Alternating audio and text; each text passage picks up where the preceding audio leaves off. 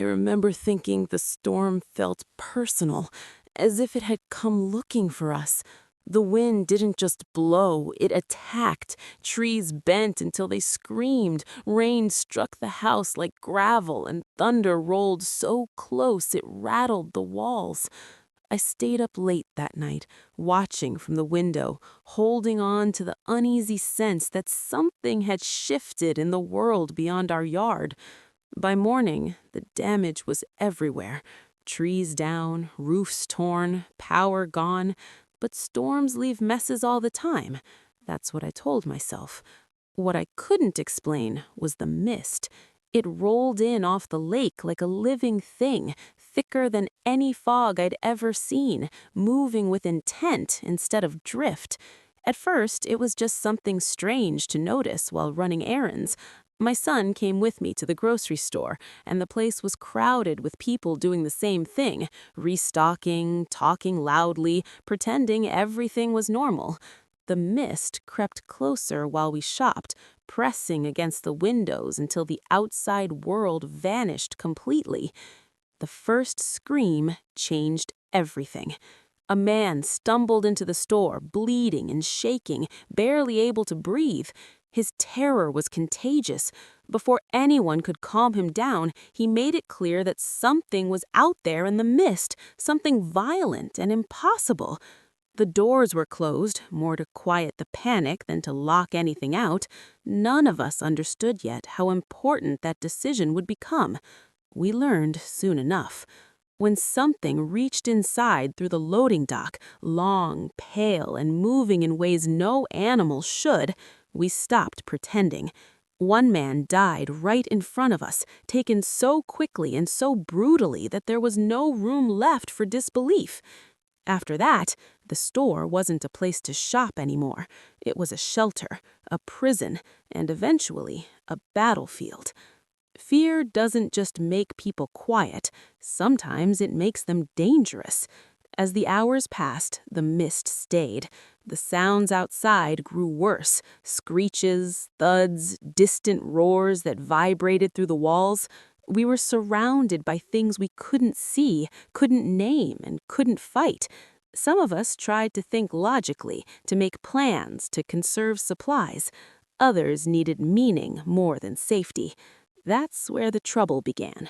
One woman decided she understood what was happening. She said the mist was punishment, that the creatures were signs, that we had brought this on ourselves.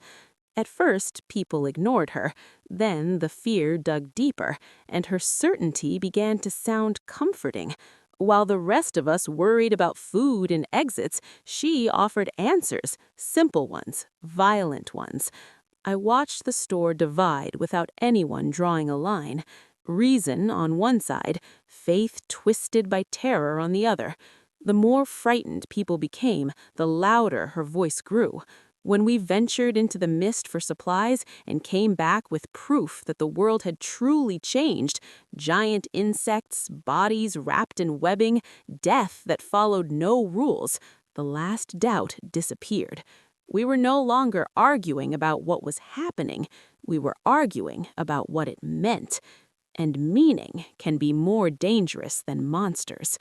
By the time sacrifices were suggested, it felt inevitable. The idea that blood could buy safety spread faster than panic ever had. When someone was pushed outside and the building survived the night, that was all the proof her followers needed. I realized then that staying inside the store wasn't survival anymore. It was just waiting to be chosen. So I left. A small group came with me. We moved quietly, stealing a car and slipping into the mist before anyone could stop us. Outside, the world had ended. Roads vanished, buildings stood empty or crushed, creatures moved through the fog, some small and fast, others so massive they barely register as living things, more like moving pieces of landscape. Civilization hadn't just fallen, it had been replaced. We drove until the car ran out of gas. After that, there was nowhere left to go. The mist closed in around us again, just as thick, just as alive as it had been at the store. We sat there, listening to the distant sounds of things we could not see, knowing we had reached the end of what motion could do for us. All that remained was waiting. I began writing then, not because I believed it would save us, but because stories are how we leave proof that we were here, that we understood what was happening to us, even if we couldn't stop it. Somewhere in the static of a broken radio, I thought I heard a human voice. One word, a place, a hint that the world might not be completely gone. Hope is a fragile thing. It doesn't need to be strong, just possible. And in the mist, possibility was everything.